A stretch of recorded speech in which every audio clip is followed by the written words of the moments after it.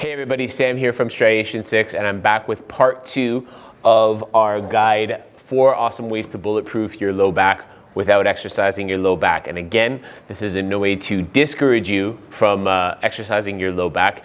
It is rather to encourage you to explore how other parts of your body might relate to the function or dysfunction, pain, muscle tightness, weakness, all that sort of thing in the low back area. I've got this very cool device here that I'm going to use to illustrate a particular exercise for your feet that can help get your feet and your ankles nice and stable and contribute to a nice, healthy, stable low back situation. So your feet and your ankles, and if I sound like the kind of mysterious voice from above here, I guess it's because, well, I am, thank you to audio and visual technology. With the feet and the ankles, there are lots more movements available, lots more kinds of muscle actions available than just the typical kind of calf raise situation that we see in the exercise world. The tricky part is they're difficult to resist or to offer resistance to, I guess is a better way to say that. So a lot of times what we need to do is kind of alter the surface that we're dealing with. So what I have here is a situation where the surface part of this little tool I have is curved. Okay, there's a curve up top here. You can also flip it over. What do they call that when it's a jacket? Reversible, I guess. The idea here, though, is that this is actually going to create a situation to provide some resistance to the muscles of my ankle. And what I'm going to do here is an action called eversion of the ankle. So what I'm going to do is I'm going to put my foot lengthwise on this tool. And it's pretty cool. And I'm going to move it just a little off to the side. So this is my left foot. I'm going to move it just a little off to my left so that the kind of peak of the arch on the, not of my foot, of the tool, of this little implement that I have here is kind of running from my big toe through to sort of the inside of my heel rather than from my middle toe to the center of my heel. So that's going to put my foot a little off center to the outside. And what that's going to allow me to do is to round. Now I'm deliberately doing this. You can see how it almost looks like I'm rolling my ankle, except my weight is back. You can see my weight is on my back foot over here.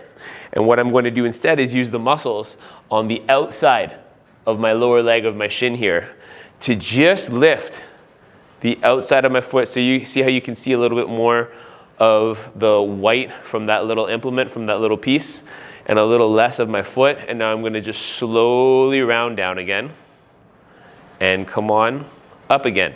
Now notice a couple of things. My weight is not forward. I'm not shifting my weight forward here. This isn't about bearing weight. This is about controlling the ankle. And this is just part of a progression where we would maybe start pretty high up into this everted situation through the ankle and come on down here, roll our ankle into more of an inversion type position, and then come up against the resistance of gravity, working on the muscles of the outside of the lower leg. For those of you who are familiar, they're called the perineal muscles. They're excellent for helping to stabilize the outside part of the ankle, giving your ankle and then in turn your knees and hips a much more stable base, muscular base to pull from, and making life that much easier on your low back. Now, like 10 people in the world have this particular tool. So if you don't have it available to you, you can use a magazine or a couple of magazines stacked on one another, maybe a thin book, something that's a bit more hardcover, and just gently take this foot, show it from another view here maybe, and really, really gently rock it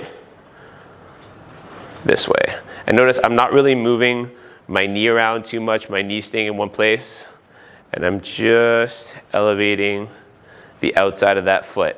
And this is an exercise that looks kind of innocuous. It almost looks like something you might get from a physical therapist as a result of an injury, but I can tell you from experience that it is excellent to help prevent injuries and to make your feet the most stable core they can possibly be. And you'll know what I mean if you refer to the written guide. Thanks so much.